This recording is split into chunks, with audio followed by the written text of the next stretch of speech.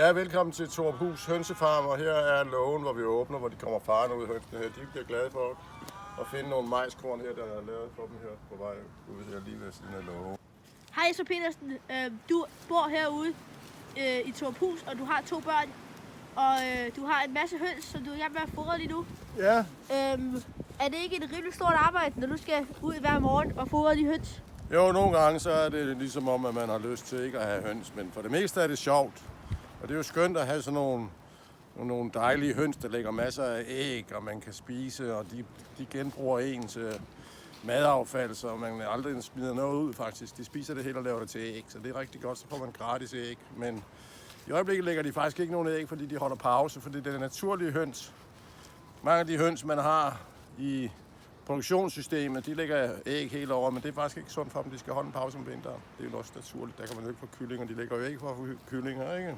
Jo, og jeg kan se, at du er i gang med at skære nogle majskolber ud. Ja. Kan du forklare, hvorfor? Ja, men det er nogle majskolber, vi har fået en landmand, der hedder Peter, og der er vi nødt til lige at det bedste er lige at tage dem ud af majskolben, så kan de nemmere spise dem. Og i dag er de meget sultne, for de fik ikke så meget mad i går. Så de kommer farne ud her med et øjeblik. De kommer farne.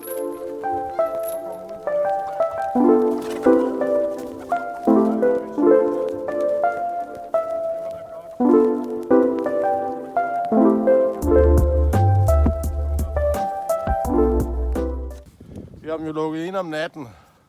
Det er mere for at undgå, at der kommer nogen uvelkomne ind i hønsehuset. Det kunne jo være en ræv, men der har vi ikke mange problemer med. Vi har førhen haft problemer med, at der kom rotter ind og dræbte hønsene om natten, om vinteren, når rotterne de er ved at dø af sult, fordi det er koldt, og det er svært at finde mad for dem.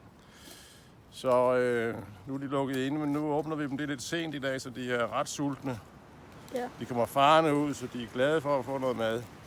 Ja, og hvordan er det? Nu har du jo 2 børn, ikke også? Hvordan er det at have 2 børn herude på den her midt ude på landet? Midt ude på landet, jamen det er jo dejligt. Så får vi jo en masse gode naturoplevelser, hvor vi sådan lærer at leve på en naturlig måde, kan man sige. Vi lever i et meget fint naturområde, hvor vi har havørne og tusindvis af gæs og andre fugle, og vi har en stor sø lige ved siden af huset, så der er så mange naturoplevelser her. Ja. Ja, og hvor mange høns er det, I lige har? Jamen, vi har lidt over 30 høns i øjeblikket. Vi har lige slagtet nogle kyllinger, som vi skal have at spise i her til aften, en af dem. Er det sådan, at I nogle gange sælger æggene, eller sælger måske nogle gange kyllingerne? Ja, vi har faktisk solgt en lille smule æg til nogle venner og bekendte, ja. Og det er ikke noget, en masse æg væk også. det er ikke noget, I tjener penge på normalt?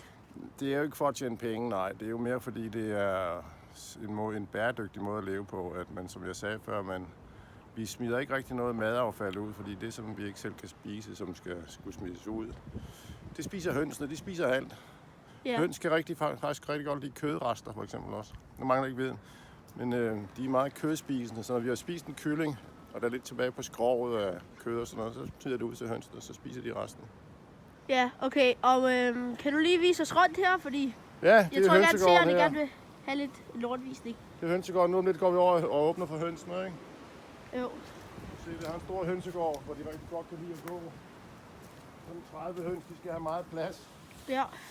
Så vi har en stor dejlig hønsegård. Kæft, der er faldet en gren ned derovre. Den skal der lige reparere. Ja, til. Men mange tak for interviewet, ja. Og god dag. Tak, også dig.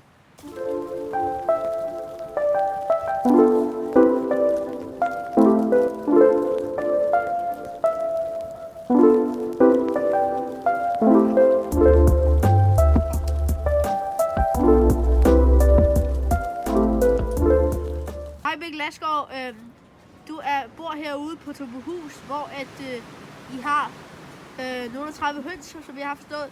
Er det rigtigt, at du hjælper til, når I skal fodre høns hver morgen? Ikke hver morgen, men ja, nogle gange. Ja, og er det ikke et rimelig stort arbejde? Nu kan jeg se, at din far er i gang med at skrælle majs ud med en kniv. Hjælper du også til nogle gange? Nogle gange. Er det ikke et rimelig stort arbejde? Jo.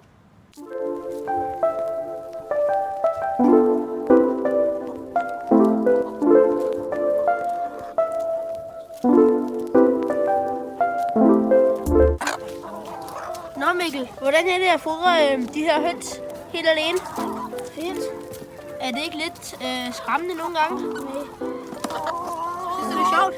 Ja. Og det var den store hanemand der. Jeg kan sige, du holder en majskolde lige nu.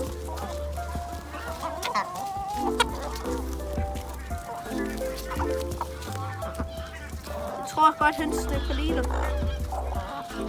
Det er godt, hva'?